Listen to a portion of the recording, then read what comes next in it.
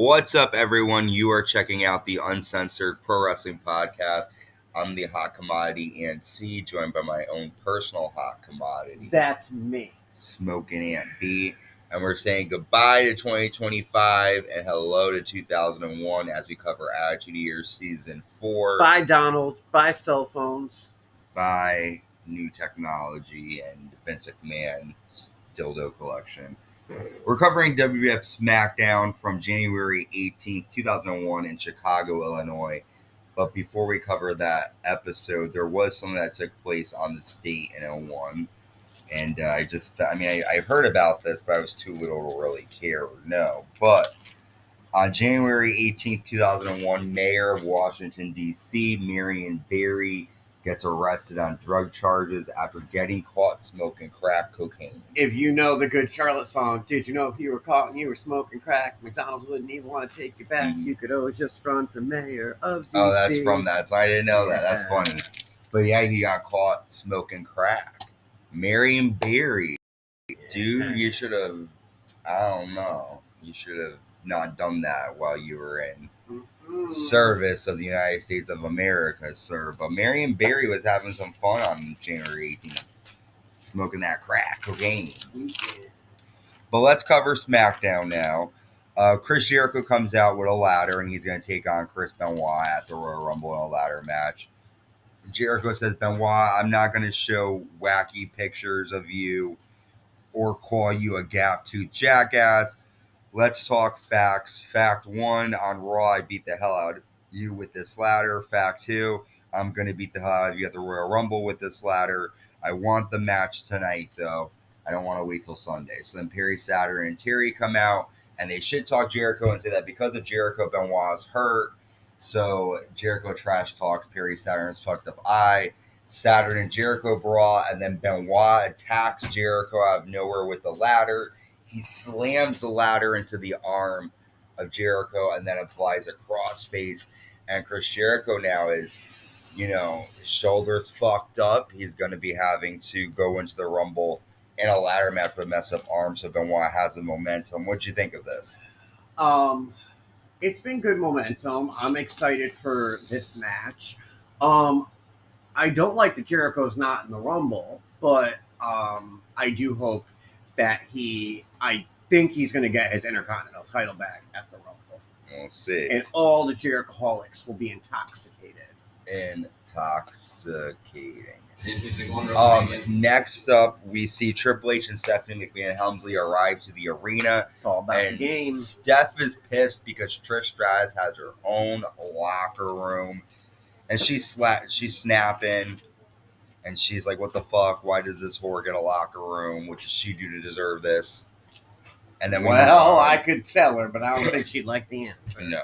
We then have WWF Tag Team Champion Edge comes out with his partner Christian and says that we're not in the posing mood, but take a picture of this, and they show footage of them attacking the Dudleys on Raw. Christian says we're posing after the Royal Rumble, and it's going to be called the Cold Day in Dudleyville. So we have Edge taking on Bubba Ray Dudley. Bubba catapults Edge into Christian. Christian falls off the apron, allowing Bubba to roll up Edge, and Bubba pins Edge here. After the Dudleys hit a what's up headbutt to Christian, but Edge spears Bubba, and then Christian lands an unprettier to Devon, and then Edge and Christian powerbomb Bubba Ray Dudley off the apron through a table on the floor here. And the past couple of weeks, the tag champions have had the Dudleys numbers. What do you think? Yeah, I'm excited for this match as well. I think it's going to be a really good Royal Rumble. I really want the Dudleys to get their titles back. I could see some interference, though, because, something they kind of do during this period is if, heels don't even need to align, they just kind of stick them together. So, any heel tag team could just get involved and help them out, I feel like. Sure. They've been kind of doing that. So, I don't know. I think the Dudleys are... Is it a regular match? It's a regular match. Okay. Yeah, I think the Dudleys are probably going to get the belts back at the Rumble. All right. I think we're going to see some title changes at the Rumble. Well, Edge and Christian have been fucking them up. Trish Stratus arrives in a limo. She's wearing a mink coat. Stephanie again snaps And backstage. Diamond earrings. Triple H tells Stephanie not to let it get to her, but Stephanie is fucking fuming. Lita and the Hardy Boys take on Jacqueline and the APA next. We see Bradshaw in a big boots and Matt.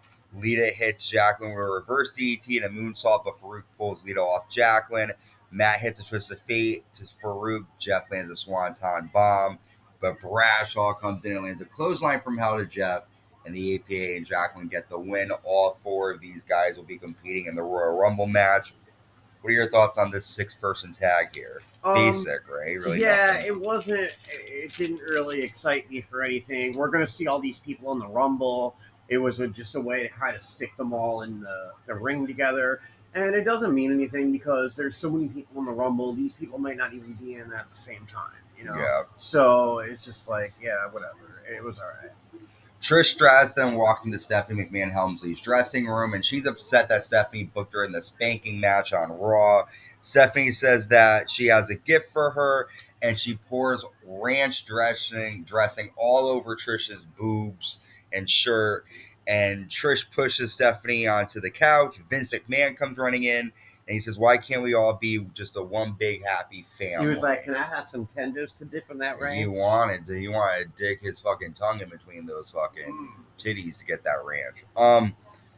But yeah, Stephanie is fucking this whole night. She's like on her period, man. She is not happy about Trish. And Vince wants to make this one big happy family, man. What do you think about that comment? Yeah. Well, the thing is, Stephanie's stance doesn't make sense. Like, if she was all for her mom, I could understand it. But, like, she's totally against the mom. So it's just like, you know, you'd almost think she'd be happy and be like, ooh, stepmom, because it's going to be against Linda. Well, stepmom is a sexy whore, and she doesn't like that. Right, but, like, if she was really against the mom, like, I think if they were an alliance, it would have been a little better. But, that's what you're saying. Yeah, but... Well, I don't think she's against her mom. I just think she likes the power, and her dad has power, and so... when this all happened... She's always been threatened of her mom, and if Vince does hook up with Trish, she's going to be even more threatened, because now she definitely won't, you know? That's how I'm trying to process it. But, yeah. It's all really good, though, right now. I like it all. A limo arrives backstage, and Vince ends up going inside of it to talk to someone. We don't find out who's in it, so it was kind of pointless. Yeah. We get Jerry King Lawler giving a promo about Chyna's new book that's out in stores.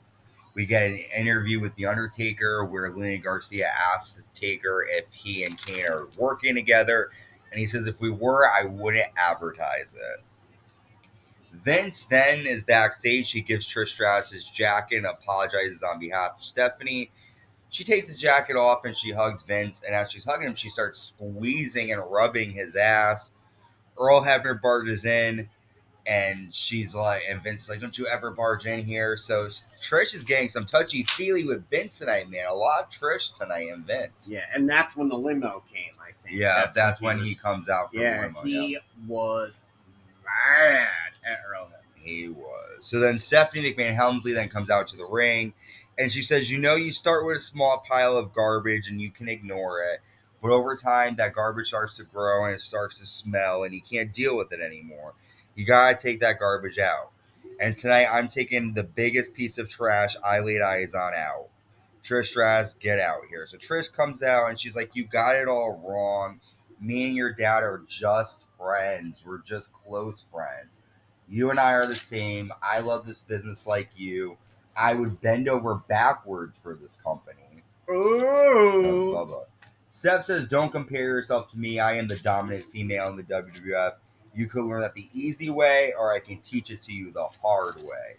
Tristan says, are you threatening me? And she's like, that is a threat. And then Triple H comes out, and Triple is like, Stephanie, you need to calm down. Don't deal with someone like her. And then WWF champion Kurt Angle comes out, and Angle says, you need to have more respect. The fact that Trish has an ass and you're an ass are apples and oranges. That was kind of dumb. I have been invited to attend the inauguration of George W. Bush. Triple H, where are your gold medals? You don't have any, and you won't win on Sunday.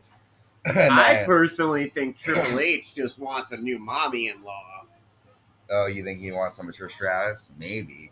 Well, Trish and Angle start to brawl, and then Stephanie and Trish cat fight until Kurt Angle pulls Trish out of the ring. And we've got a combustible match coming our way at the Royal Rumble with Trish and Stephanie being in their the corners of their. Yeah, I definitely think we're going to see some outside interference. I could see maybe Stephanie, grabbing Kurt's leg or something, and Trish going ham on her.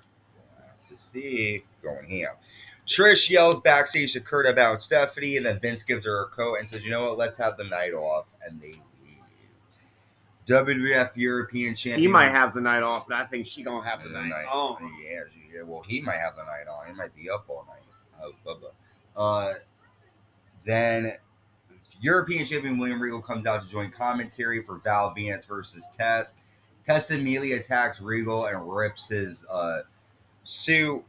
Val lands a knee drop. Test hits a big boot, and then William Regal lays out Test on the floor with a steel chair, allowing Val to hit the money shot and get the victory after William Regal slaps Test around. And I don't understand what this issue with Test is.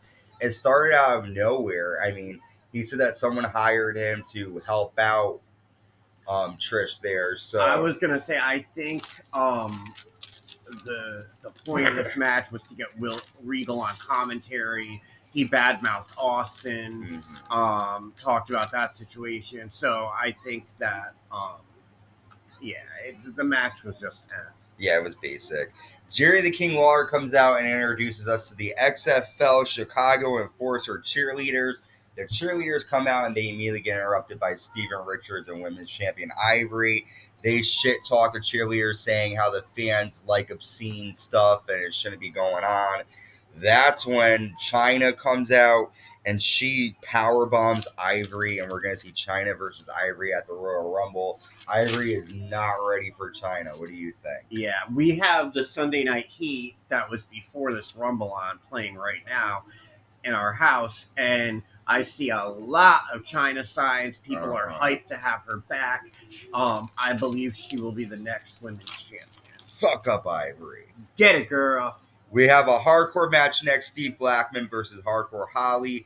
WWF Hardcore Champion Raven runs out and gets involved, nailing Hardcore Holly with a kendo stick and lays Steve Blackman on top of Holly. Blackman gets the win, and Raven runs into that getaway car and takes off. And that's another mystery I think that might be solved tonight. Maybe we'll see who's been picking him up in the car.